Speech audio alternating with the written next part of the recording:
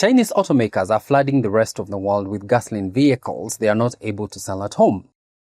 This is because China's electric vehicle industry captured half of its domestic market in just a few years, knocking off internal combustion engine vehicle sales from once dominant global players.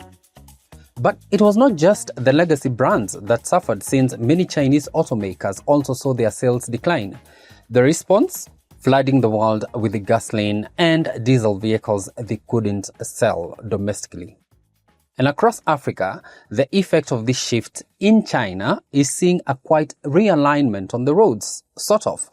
The Chinese ICE vehicles, once seen as cheap knockoffs, are now some of the fastest growing vehicles on the continent. They are newer than the used Japanese imports, cheaper than the brand new Toyotas, and they're arriving in huge numbers.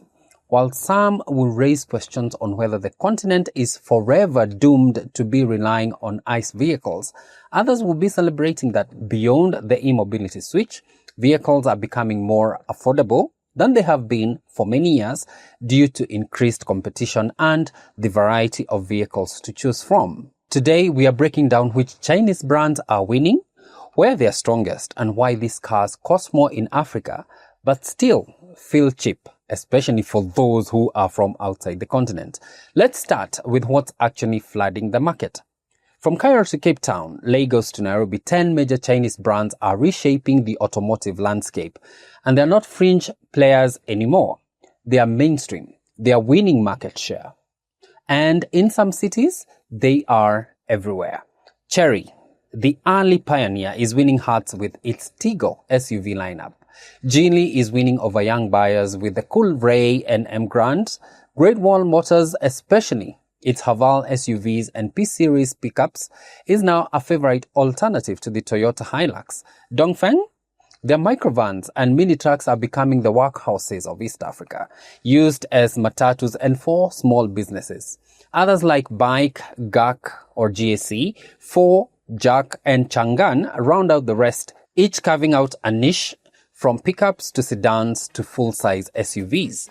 So where is what some are calling the Chinese car entry the strongest? In South Africa. This is the most competitive, sophisticated car market on the continent.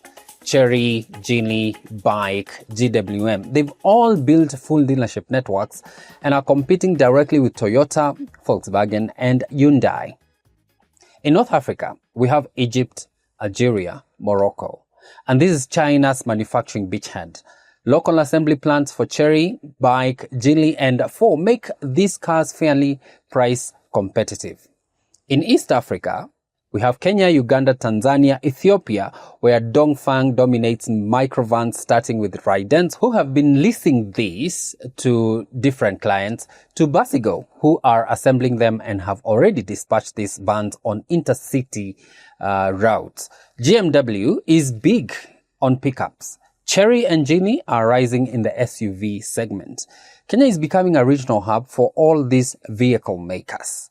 And in West Africa, Nigeria, Ghana, Ivory Coast, there's a huge demand for durable cars, and high import volumes make this a massive battleground. Brands like GAC, Motor, Chery, and Geely are everywhere. From Francophone West Africa to the Horn of Africa, the story is the same. Chinese brands are no longer newcomers. They are becoming the market leaders. So, what's the secret sauce? It's a mix of price, features, and design. Most Chinese cars offer a lower price than Japanese or European rivals. Features like big touchscreens, LED lights, sunroofs. Then there are flashy and more modern designs that look and feel premium. And China is running a dual strategy. They're selling gasoline vehicles and launching electric vehicles in the same markets, testing which segment takes off fast. And they're also benefiting from an unexpected source, the GCC's second-hand pipeline. Now, nearly new Chinese cars from Dubai and Saudi Arabia are pouring into Africa as slightly used, more supply, more visibility, more market dominance. But now let's answer a key question. Are Chinese cars cheap in Africa? Yes and no. Chinese cars are more expensive in Africa than in China, but they are still way cheaper than Japanese or European models sold in different African markets.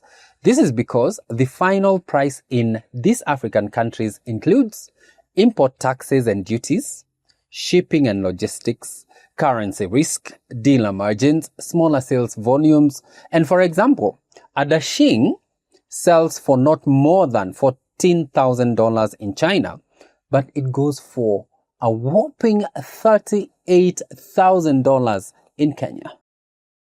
Yet, a used Toyota Corolla Cross in Kenya goes for $34,000 and up, while a 7-year-old RAV4 costs an upward of $37,000.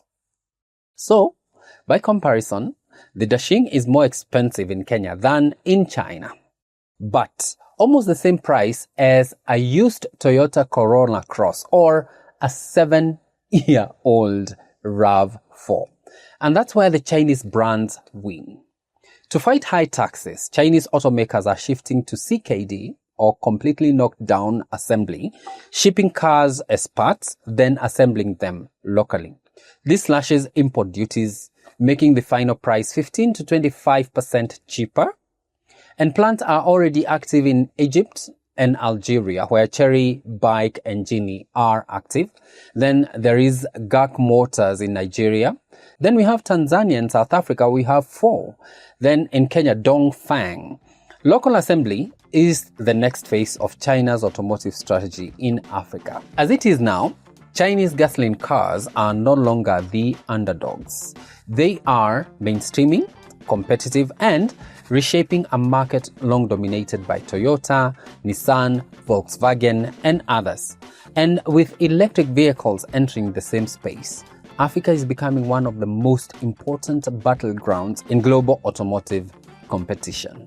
Now, if you found this breakdown useful, you can support us by hitting that like button, subscribing, sharing, and also dropping a comment telling us which Chinese brand you see taking over in your country. See you again soon.